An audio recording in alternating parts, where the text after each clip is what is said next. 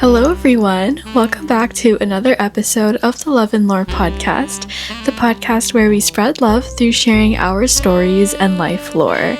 And welcome back to another episode of the 12 Days of Lore. If you're new here, in honor of the holidays, I thought it would be so fun to share 12 stories for the first 12 days of December. Whether or not you celebrate the holidays, I hope this series helps you and that you take something meaningful away from each episode. So as you've read from the title, we are going to be doing a study with me. I very conveniently have a final on December 12th, the last day of the 12 Days of Lore. And yeah, I thought I would do a study with me because I know a lot of us are in the middle of finals as well, and it's a very stressful time. So I thought, maybe I could study with you guys. Hopefully this can motivate you to study. And honestly, for me, it will definitely help me because I get to regurgitate the information, and one of my favorite ways to study is by teaching other people. Also, it is kind of late right now. It's 12 in the morning.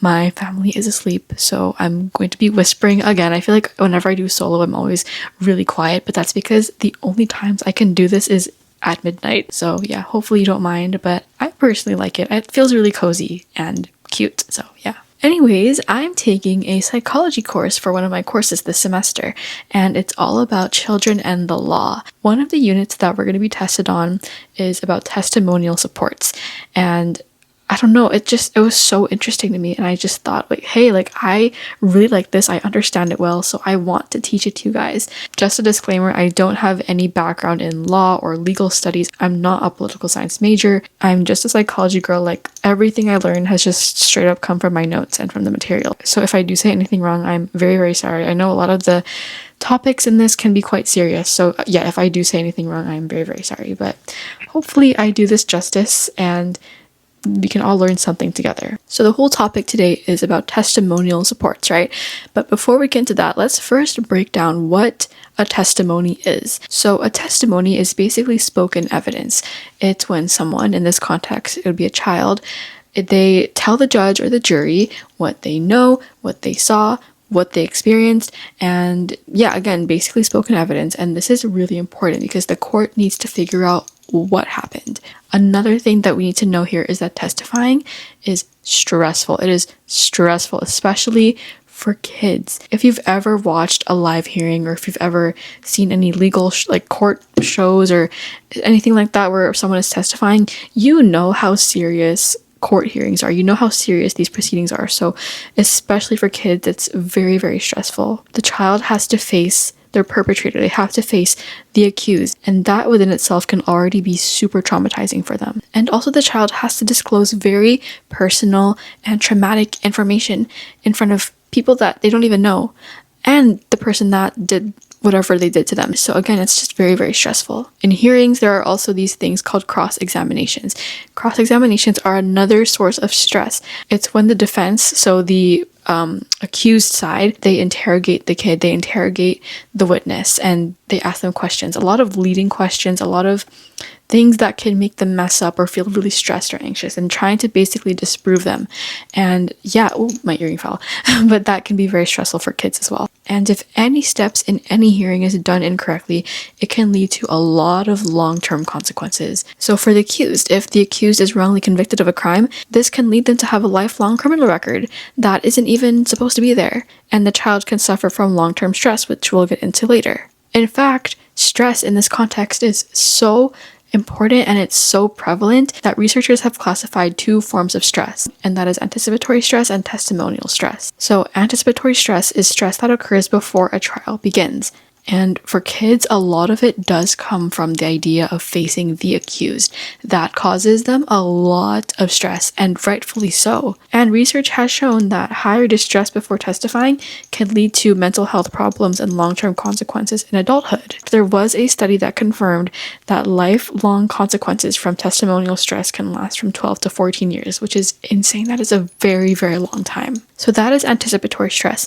The other form of stress is called testimonial stress, and this is the stress that happens during trial. Now, testimonial stress is interesting because not all kids react the same way. Some kids actually find empowerment through testimony. Some kids find it not stressful at all. However, for a good majority of kids, it is very, very stressful. Some examples of testimonial stress include repeatedly describing the allegation, so basically reliving the trauma. Cross-examination is also a big stressor. I touched on that earlier. Fear of not being believed. A lot of kids get discredited just for being a kid. And also, a lot of questioning for kids are developmentally inappropriate. So, for example, in cross-examination, a lot of the time, or if not 100% of the time, when kids are being cross-examined by the defense, they are being asked very leading questions, very suggestive questions, very intimidating questions, and oftentimes they don't even understand what they're being asked. So yeah, the questioning itself can be an issue. Piggybacking off of that, not understanding legal procedures, a lot goes on in court hearings that kids just don't understand it. They don't have the cognitive skills to understand what's going on. And by far, the strongest stressor that kids face during testimony is facing the accused, especially if they are close to them, especially if they know each other already. For example, a family member. So with that all being said, this is where testimonial supports come in. So historically, all witnesses, including children, had to testify live in open court in front of everybody. And as established, this can be very, very traumatizing for kids, and they realize that. So then many countries began to allow accommodations that can help kids testify without that stress. And this is where testimonial supports come in. And the goal of these testimonial supports were to help the child produce a full, complete, and accurate report of what happened to them while also having their stress reduced. Today, they are used in many places, many countries, like here in Canada, in the US, Australia, UK, France, Finland, Norway, Sweden, a lot of places. And then examples of testimonial supports include screens, so the child is blocked from seeing the accused. CCTV is another one. So in this case, a child would testify from a separate room and they can watch the court proceeding from a video or through audio. And then we have support person. So these are actually the most common form of testimonial support. They basically stand behind the child, or at least that's what I know. They stand behind the child. And the thing is with these is that they can't help the testimony at all. They are just there to be present with them, I'm pretty sure. It just comforts the child. Videotaped interviews are another one, and they actually come with quite a few complications, which I'm not going to get into. These are just some examples of testimonial supports. And yes, multiple of these can be used at the same time. So yeah, like I said, the main goal of testimonial supports is to have the child be able to produce a full, complete, and accurate report of what happened to them while also minimizing their stress and whatever trauma they may be facing. So simple, right? Like they just deliver the thing, they have their supports, it's easy, it's done, right? Well, it actually is not as simple as that. It's not as black and white as it seems. It gets a bit more complicated than that, and that is why I find this unit so interesting.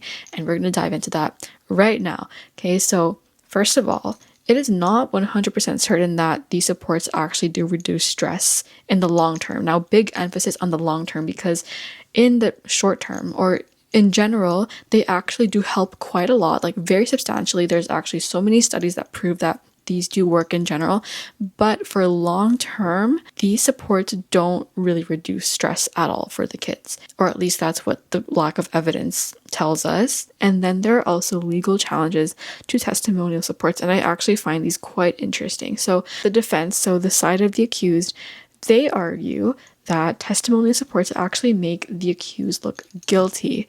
Now you might be thinking, well, duh, like the accused should be guilty, right? But the accused actually, if you didn't know, they have the right to be presumed innocent until proven guilty. So by having testimonial supports for the witness, for the child, it makes the accused look guilty, and that goes against their right to be presumed innocent. Testimonial supports also make it harder to assess a child's credibility. So because they use screens and CCTV and they're not physically there in court, it makes the child look less credible. Because we're going to get into this later, but testifying live is way more convincing than not testifying live. And also testimonial supports violate a few charter rights. So the right to face one's accuser, and then also the right to a fair cross-examination. So like I said, cross-examination is when the defense interrogates the witness, interrogates the child. So they can't do that in a fair way if the child is behind a screen or in a different room. However, despite these violations, research shows that these concerns are not actually supported. In fact, there was a case in 1993 where the court decided that these supports actually don't violate any charter rights at all, and that the emotional and social harm that the child faces is already a good enough reason to have these supports in the first place. It justifies the use of having these supports. So, and again, if the main goal of these supports is to help the child provide complete and accurate testimonies, then there shouldn't be anything wrong with them in the first place. So yeah, even though there are violations against them and they're quite controversial, overall these violations are not supported. And in fact, where things get even more interesting is that testimonial supports can also disadvantage children, believe it or not. Yeah, again, this is why I find it so interesting. It's not all black and white. When children use these supports, do their testimonies actually become more accurate, right? Like if these supports are meant to reduce their trauma, does it actually make their statements more credible? Does it actually improve the accuracy of their statements? Because children can mess up things sometimes, especially when they're stressed. And when you're stressed and testifying live, you can mess up your statement. You can mess up what you say. So do the supports actually help elicit more accurate reports? That's the question we're going to dive into right now. And almost certainly yes. Oh my gosh, my earring fell again. Anyways, yeah, the general consensus is that they do improve accuracy in children. And you would assume so, right? Because the child feels more safe and more comfortable, and they can provide better testimonies when they are not facing the accused or when they're not under the stress of being in an actual courtroom. However, there is still that really, really big and important idea that testifying live is what is going to make the kid look most credible, and what's going to lead to the most guilty verdicts. In fact, children who testify live, they are seen as more accurate, they are seen as more honest, they are seen as less likely to fabricate information, and this is called perceived credibility. Research reveals that when kids are using CCTV or screens and the child is not seen, the child is perceived to be less accurate and less credible, regardless of how accurate they actually are because of these supports.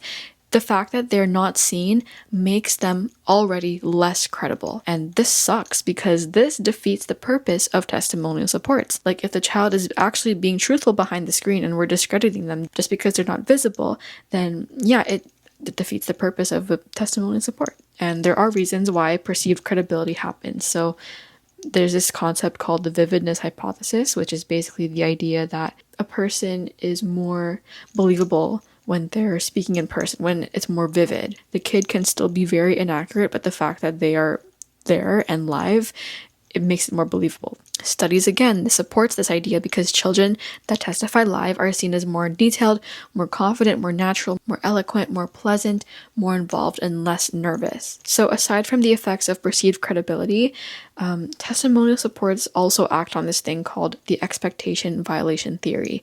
This is also very, very interesting to me. So basically, it's the idea that jurors have a mental expectation for kids to be nervous, for kids to be scared and teary when they're testifying. And so if a kid is testifying and they're not any of those things, if they're actually confident and they're actually willing to talk and they're not scared, then the jury are going to be like, wait, that's kind of sus. Like, shouldn't you be scared?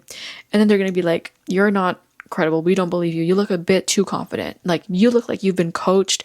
It looks like you've been, I don't know, they look too confident and it makes them look less believable. And it does sound contradictory, but if you really think about it, it does make sense. I hope so. I think so. This sucks too because the jurors are less likely to believe the kid, and that will lead to less guilty verdicts. This is really bad if the kid is actually being truthful. However, despite all of this, jurors are actually not better at all, whether a child is testifying live or not. So for example, this one study, some kids were told to tell the truth and some kids were told to lie in a court hearing. They testified either through CCTV or they testified in person. So one's using a testimonial support and one isn't. And the result is that mock jurors, regardless of what medium the child was speaking through, the judges could not tell who was lying or not. In a second study, 12 kids that were 5 to 7 years old participated in a play session. Some of the kids were touched, and some of the kids were not touched, but were instructed to lie and say they were touched. So the children presented their testimonies either in person,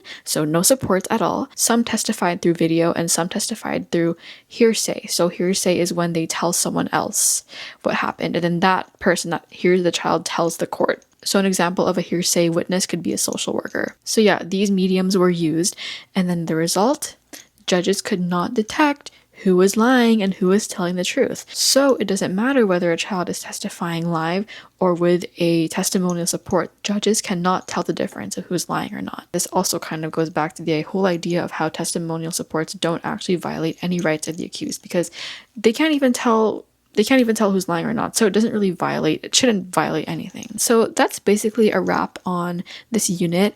So we're going to just jump into some overall conclusions. Historically, children were required to testify live, in person, open court, in front of everyone. We soon realized that, this is unethical. It's very traumatizing. So we made these accommodations called testimonial supports. These are things like screens, CCTV, support persons, video interviews, basically things that will reduce the child's stress and will help them elicit a full and accurate report of what happened to them. Even though it sounds very simple, it is not black and white at all. There are so many things that can get in the way, like legal challenges and things like perceived credibility, expectation violation theory, and a lot of things. And I guess the big open question here for us to think about is, are testimonial supports actually fair? Even though the kid can gain more confidence using them and can elicit actual accurate information, is it fair for the accused? Because like we said, they have the right to be presumed innocent. But then like we said, these supports for kids can be justified by the fact that the kids have gone through a lot of stress and trauma. So it justifies the use for using the supports. There's so many things to consider when using testimonial supports. And it's not all black and white. I really hope I made sense. Honestly, I feel like I confused myself in the middle of that, but it's okay. This is just how I like to study, and I hope you guys learned something. After all this. Thank you for listening to today's episode. If you're in the middle of finals right now, I genuinely wish you all the best. You got this, you're amazing, you're smart, and we can do it together. And if you're done finals, congratulations. I hope you're having a great winter break and that you're cozy and relaxing. And again, thank you so much for being here and for studying with me today. Good luck on your finals. You got this, and I'll see you in the next episode.